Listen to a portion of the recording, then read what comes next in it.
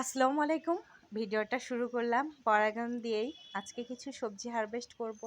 তবে তার আগে সবথেকে প্রথম যে কাজ সেটা হলো পরাগায়ন করা। তারপরে গাছের টুকিটাকি যত্ন নেওয়া, পানি দেওয়া, তারপর হারভেস্ট করব।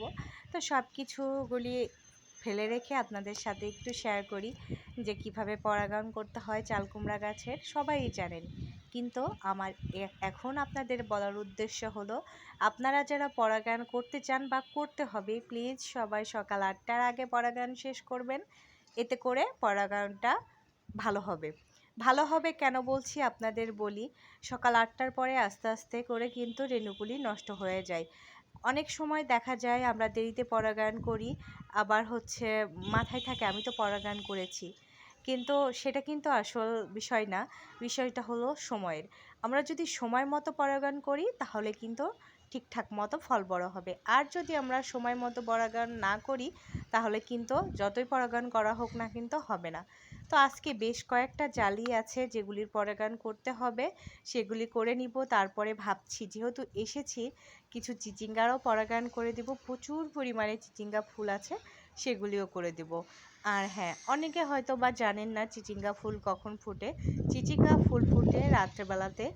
আর যদি আপনারা ৮টার পরে আসেন তাহলে অবশ্যই দেখতে পাবেন যে চিচিঙ্গা ফুল ফুটে আছে।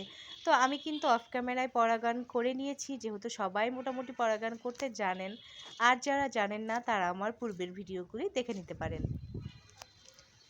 ভিডিওর শুরুতেই আপনাদের বলেছিলাম আজকে আমি কিছু সবজি হারভেস্ট করব। তো তার ভিতর শাক, পুঁই শাক হারভেস্ট করব। আর পুঁই শাকগুলি একসাথে বেশ কয়েকটা লাগানো ছিল এই টবে, এর জন্য একটু কিছুটা পাতলা করে দিচ্ছি।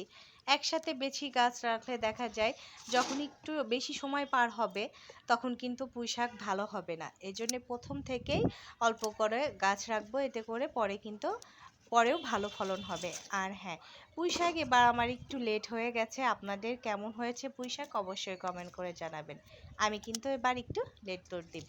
দেখা যায় একটা দিকে যদি লেট হওয়া যায় তো পুরো বছরটাই লেট লেট হতে থাকে, করার কিছু নেই। তারপরেও কিন্তু মাশাল্লাহ শাকগুলি অনেক সুন্দর হয়েছে। আজকে প্রথম নয়, আমি প্রথম কাটছি, কিন্তু আমার হাজবেন্ড এর আগে একদিন কেটেছে।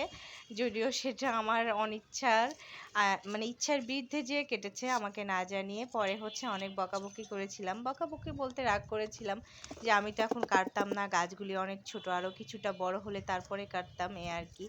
তো ওনার মন চেয়েছিল, মন বলতে প্রয়োজন পড়েছিল, এর জন্য কেটে নিয়েছে, এ আর কি। তো মাশাল্লাহ পুঁই শাকগুলি যথেষ্ট ভালো হয়েছে।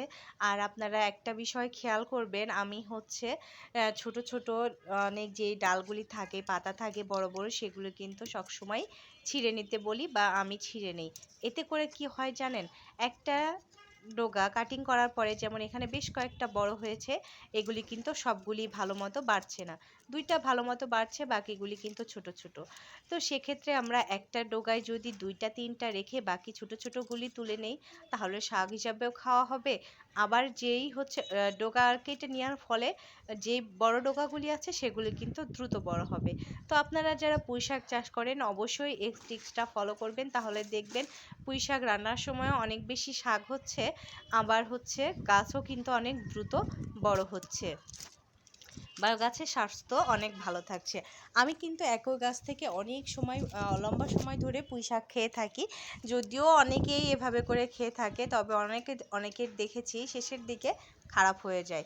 তবে কিছুটা যত্ন নিলে আর এইভাবে করলে দেখা যায় প্রথম থেকে শুরু পর্যন্তই গাছ অনেক ভালো থাকে, অনেক ভালো মানের শাক পাওয়া যায়। তো দেখেন মাশাল্লাহ কতগুলো আমার শাক তুলে নিয়েছি। আমি কিন্তু কিছু অফ ক্যামেরায় তুলে নিয়েছি, কারণ আমি যদি পুরোটা সময় আপনাদের সাথে ক্যামেরা করতাম তাহলে মনোযোগ সহকারে শাক উঠাতে পারতাম না, আবার ভিডিওটা অনেক বড় হয়ে যেত। এই জন্য চেষ্টা করি কিছুটা ক্লিপ আপনাদের সাথে শেয়ার করার আর কিছুটা অফ ক্যামেরায় করার। তো মাশাল্লাহ করলা গাছগুলিও কিন্তু ভালো হয়েছে, আর এগুলি নতুন গাছের করলা উঠাচ্ছি। পুরনো গাছে করলা খুব কম ধরেছে, তো নতুন পুরনো গাছ মিলিয়ে যে পরিমাণ হবে আজকে সেগুলি কিন্তু আমি হারভেস্ট করে নিব। আর করলা গাছ এখন দেখা যায় একটু রেস্ট পেলে ভালো হতো, কিন্তু একটার পর একটা ধরতেই আছে। প্রচুর পরিমাণে করলা হচ্ছে, দেখা যায় যে একটা টবে থেকে আধা কেজির উপরে পর্যন্ত আমি করলা পেয়েছি। খুব ভালো হচ্ছে করলা। এবার মাছি পোকার অত্যাচারটা একটু কম আছে, এজন্যে মূলত বেশ ভালো হচ্ছে। এবার অনেকেই হচ্ছে হয়তো বা বলেন আমার করলাগুলি ছোট অবস্থায় হলুদ হয়ে যাচ্ছে। তো হলুদ কেন হয় আপুরা জানেন? পরাগায়নের অভাবে। আপনার যদি পরাগায়ন না হয় তাহলে কিন্তু আম, ছোট অবস্থায় হলুদ হয়ে নষ্ট হয়ে যাবে। আর যদি বড় বেলায় নষ্ট হয়ে যায় কিংবা কিছুটা বাড়ার পরে নষ্ট হয়ে যাচ্ছে, তখন কিন্তু মাছি পোকা নষ্ট করে দেয়। যাদের ছাদ বাগানে পরাগায়ন হয় না তারা কিন্তু হাত পরাগায়ন করে দিবেন। আমার যেহেতু ছাদে অনেক মৌমাছি কীটপতঙ্গ আছে, ওনারাই পরাগায়ন করে দেয়। তারপরে যখনই একটু সময় পাই তখন কিন্তু আমি নিজেও পরাগায়ন করার চেষ্টা করি। তো আমার ভিডিওটি কেমন লেগেছে অবশ্যই কমেন্ট করে জানাবেন, আর হ্যাঁ পারলে প্লিজ শেয়ার করে দিবেন। ধন্যবাদ।